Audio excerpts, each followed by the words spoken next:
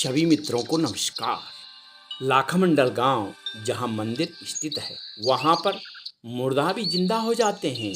इस रहस्य के बारे में आपको आगे विस्तार से बतलाएंगे। लाखामंडल जहां भगवान शिव का मंदिर नागर शैली का मंदिर 12वीं-13वीं शताब्दी में बनाया गया था। इसके आसपास फैली हुई बड़ी संख्या में मूर्तियां और वास्तुकला का अद्भुत नज़ारा है। लाखामंडल स्थान यमुनोत्री मार्ग पर पड़ता है। यह स्थान देहरादून जिले की चक्रौता तहसील के अंतर्गत आता है।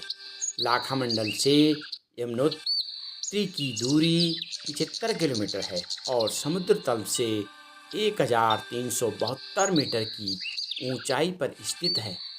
लाखामंडल जौनसार भावर क्षेत्र में पड़ता है। लाखामंडल ठीक यमुना नदी के किनारे बसा हुआ है। यह स्थान महादेव शिव के अनोखे मंदिर के लिए जाना जाता है और यहाँ जगह जगह पर शिवलिंग और मूर्तियाँ देखने को मिल जाती हैं।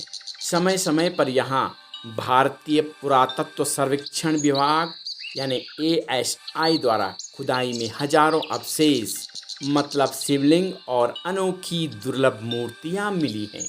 यहाँ की ऐतिहासिकता और पौराणिकता का स्थानीय लोगों के बीच बहुत महत्व है।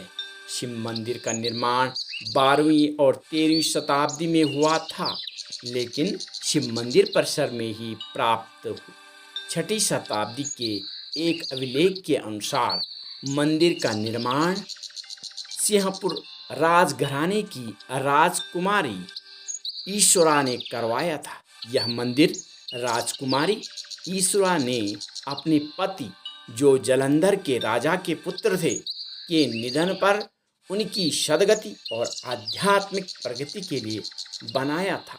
लाखामंडल नाम में 2 शब्दों से बना है। एक है लाखा अर्थात बहुत सारे और दूसरा है मंडल। मंडल अर्थात जहाँ स्थान वह स्थान जहाँ बहुत सारे शिवलिंग और मूर्तियाँ हों और यहाँ पर त्रेता युग का रामलिंग, द्वापर युग का जो है कृष्णलिंग भी है। इसके साथ ही यहाँ पर एक कलयुग का अद्भुत शिवलिंग भी है जिस पर जलाभिषेक करने से भक्त अपनी प्रतिछाया को साफ देख सकते हैं। मंदिर में माता पार्वती के पैरों के निशान भी हैं और मंदिर में लगे हर पत्थर पर गाय माता के खूंट यानी पैर के निशान भी हैं। लाखामंडल का इतिहास काफ़ी रोचकता के साथ महाभारत काल से भी जुड़ा हुआ है।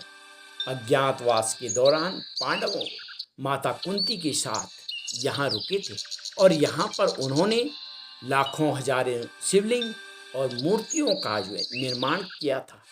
यहाँ पर धर्मराज युधिष्ठिर द्वारा निर्मित एक शिवलिंग है और जिसे महामंडलेश्वर शिवलिंग कहा जाता है। इस शिवलिंग के बाहर 4 मठ हैं और जिनकी परिक्रमा करने मात्र से पाप मुक्त हो जाते हैं। साथ ही ऐसा भी माना जाता है कि धृतराष्ट्र पुत्र दुर्योधन ने पांडवों और माता कुंती को जीवित ही जलाने के लिए एक षड्यंत्र रचा था और जिसमें उन्होंने एक लाख मतलब यह एक ज्वलनशील पदार्थ के महल का निर्माण करवाया था जिसे महाभारत में लाक्षय गृह के नाम से जाना जाता है। लेकिन समय रहते ही पांडव अपनी माता कुंती सहित एक सुरंग की सहायता से लाक्षागृह से बाहर निकल आए थे और माना जाता है कि मंदिर प्रांगण में वहाँ पर सुरंग आज भी है और इसका जो है दूसरा छोर गांव में ही खुलता है। मंदिर में देव दानव की 2 मूर्तियां हैं। तो इनके पीछे की पौराणिक कहानी यह है कि जब राजा दक्ष द्वारा जो है आयोजित विशाल हवन में माँ सती का अपमान हुआ था, तब माँ सती ने हवन में अपने प्राणों की आहुति दे दी थी, जिसके बाद क्रोधित होकर महादेव शिव ने अपने शरीर को मला और जिससे वीरभद्र प्रकट हुए थे। सतयुग में ये वीरभद्र माने गए, त्रेता युग में ये जय विजय माने गए और द्वापर युग में ये द्वारपाल के नाम से जाने गए और कलयुग में ये देव और दानव का रूप है। ये जो दो मूर्तियां हैं ये देव है और दानव की मूर्तियां हैं,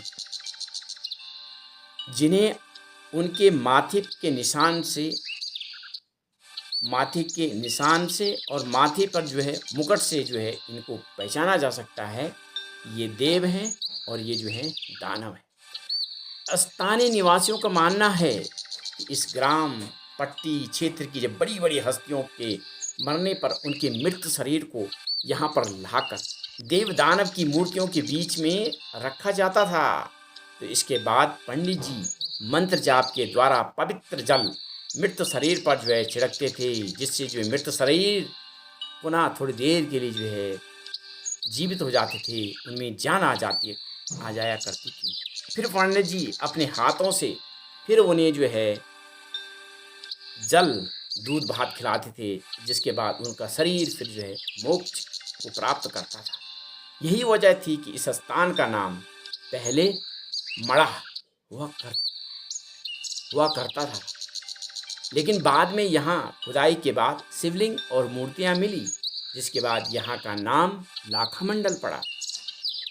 इसके साथ ही यह भी माना जाता है कि मंदिर में स्थित शिवलिंग को एक गाय ने खोजा था और ये गाय यमुना नदी के पार से हर रोज शिवलिंग पर आकर के दूध की धार से अभिषेक करती थी और शिवलिंग की परिक्रमा करती थी।